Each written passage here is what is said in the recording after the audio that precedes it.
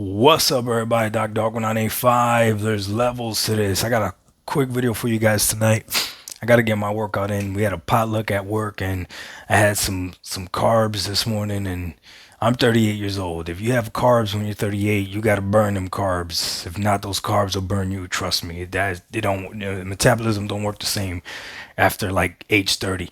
Anyways, regardless, it's not a nutritional video. This is a gaming channel. I always lose my train of thought. I don't know why. But anyway, that's not what you're here for. Listen. Red Dead Redemption 2. This game is phenomenal.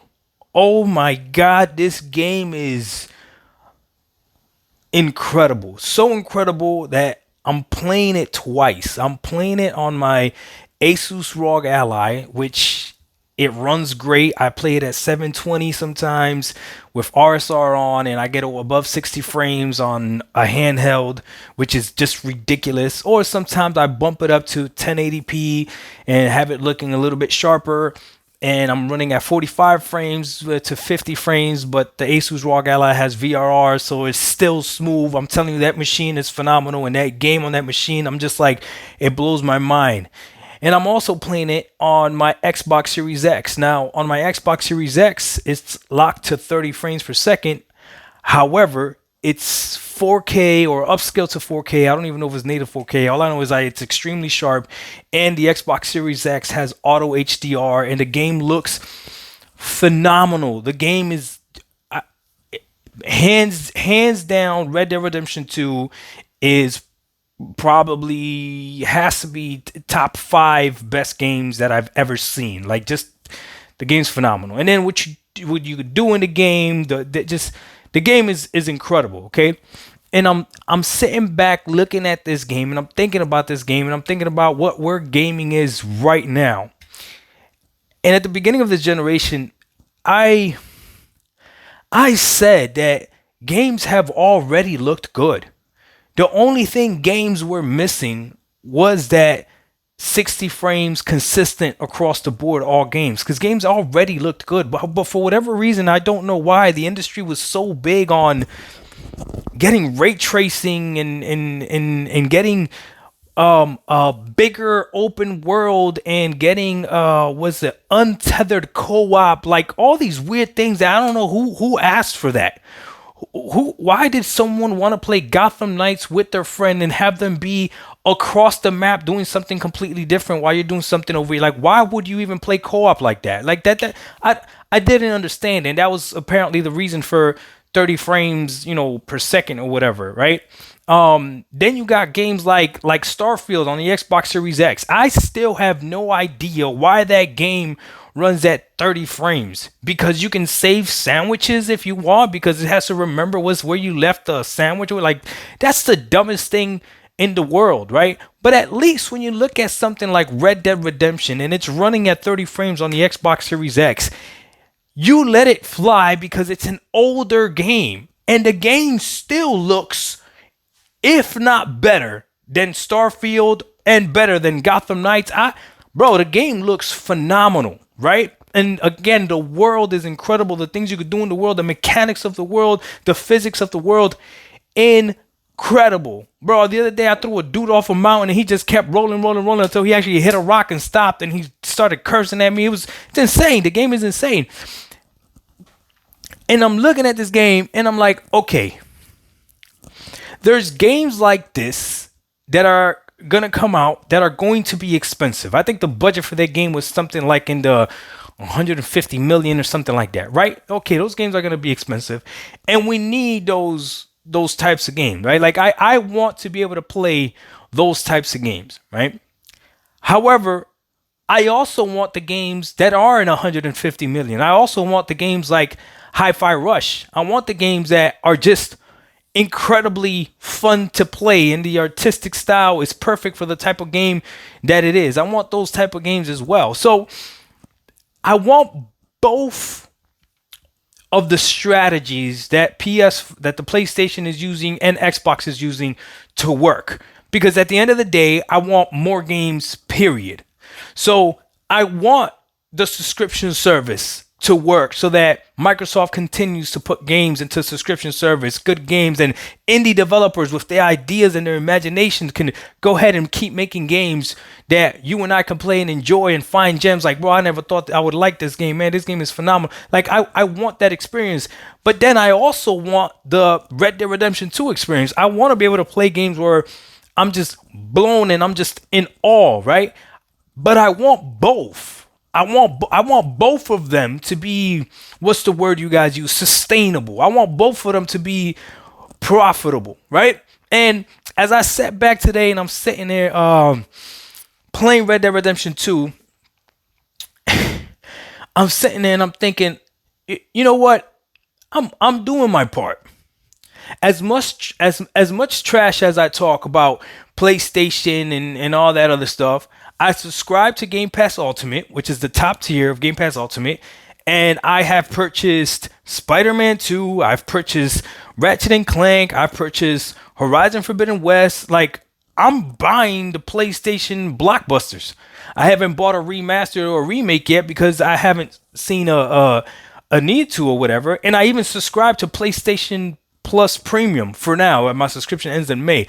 So as much as everyone says that I'm a cheap gamer and all that stuff, and even I've self-proclaimed it myself, a few people have called me out for being a fraud when I have I have 3 Elite controllers and I have like 7 different Xbox controllers. So like, you're not a cheap gamer. Plus I also have, I have Asus ROG Ally, I have a Lenovo Legion Go.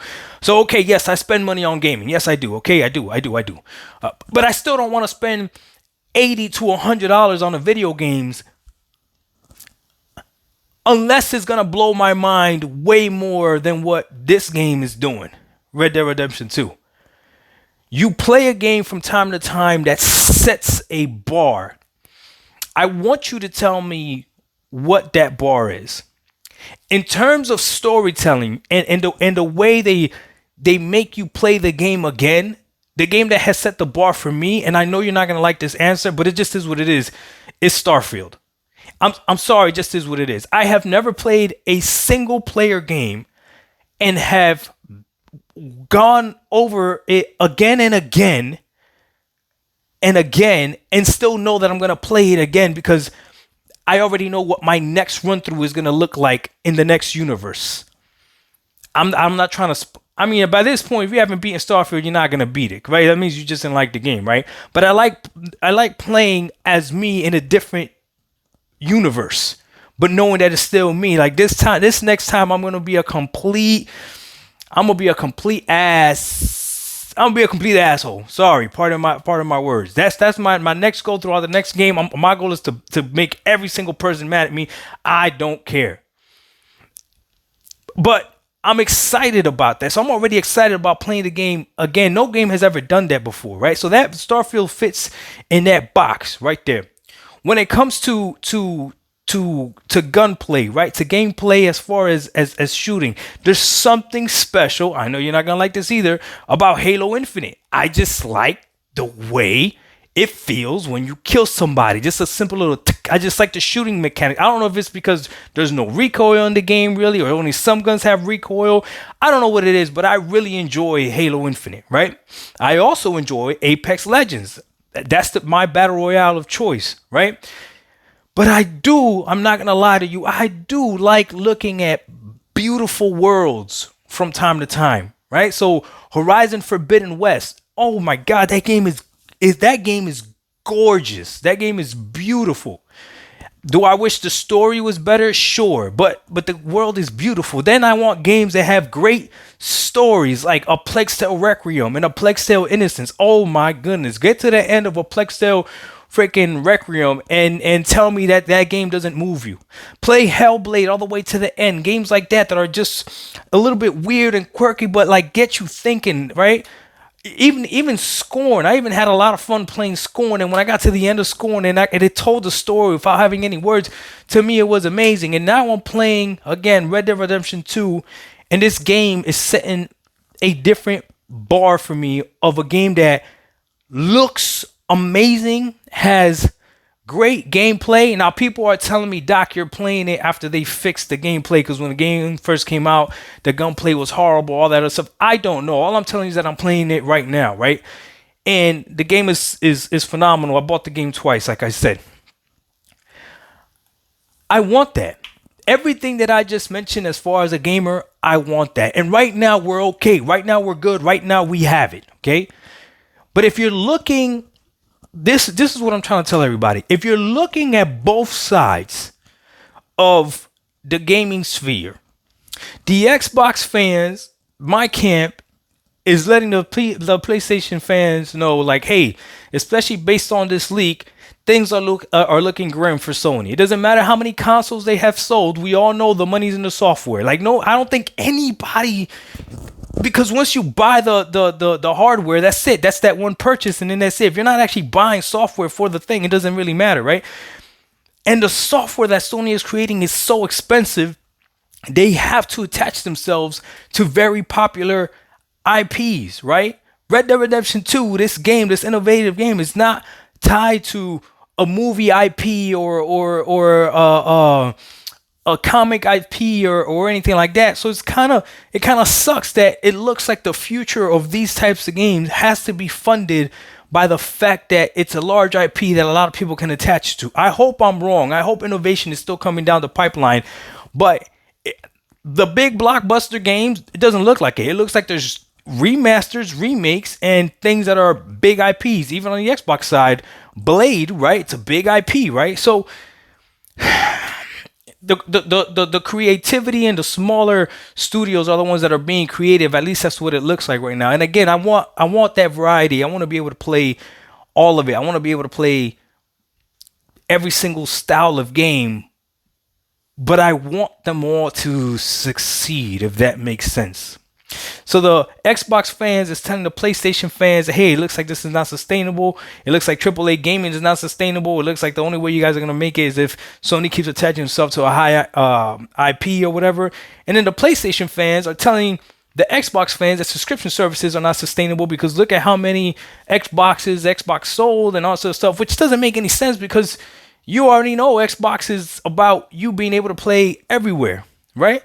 The same way that when PlayStation fans ask how much has Starfield sold, it's such a dumb question to ask when you know it's not going to sell as much as a game that's not on a subscription service. Like it shouldn't. But if you're going to act as if Starfield still didn't sell, even though it was still on a subscription service, then you don't know what you're talking about. It still was like top 10 in the MPDs, I think this in the month of November or something crazy like that.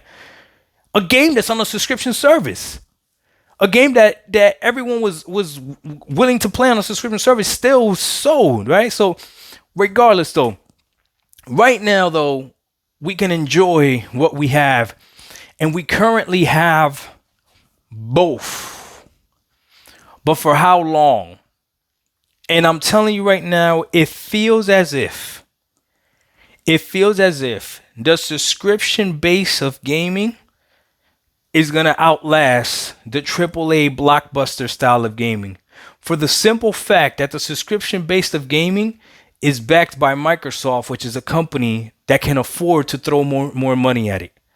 And now that company is also being funded by probably one of the biggest live service games that there is, which is Call of Duty. Everything that Sony is attached to as far as their identity with these big AAA blockbuster games is looking scary unless they continue to attach themselves to IPs that are already known. And the reason that scares me is because these companies that have these IPs, like Marvel's going to want their money. And I don't know if that hinders creativity. Let me know what you guys think, man. I want both of these types of games to succeed, or all these different genres of games to succeed. I want the big AAA blockbuster games, and then I want everything else in between, even to that small type of Vampire Survivor type of game. I want them all, man. I want them all, and I want to be able to play some of them on subscription, and I want to be able to buy some of them. What I don't want is for every single game to be $80 to $100. That to me, that doesn't make sense. Doesn't make sense to me at all. And if a game like Red Dead Redemption could show me what a game could be like that, the only thing that Red Dead Redemption is missing right now, and it's because it's on console on the Xbox Series X, is a 60 frames per second mode. If that game had a 60 frames per second mode, I could easily say this is the best game that I can't think of a game that's better than this. And I haven't even beaten it yet. So maybe the story becomes trash later on. I don't know. But so far, this game has blown my mind, right? It because of its visuals alone, to me, it's a better game than Starfield. And I don't know if I'm going to have the same number of hours in it, but just on visuals alone, it's a better game than Starfield. They both run at 30 frames. They both have great stories. It's just, I know I'm not going to play Red Dead Redemption 2 again. But what do you want me to tell you? I don't know, man. Dog 1985, there's levels to this. Am I tripping? Let me know. Am I tripping? I know I was all over the place in this video. I'm just having a conversation with you. Let me know if you think I'm tripping. We out. Peace.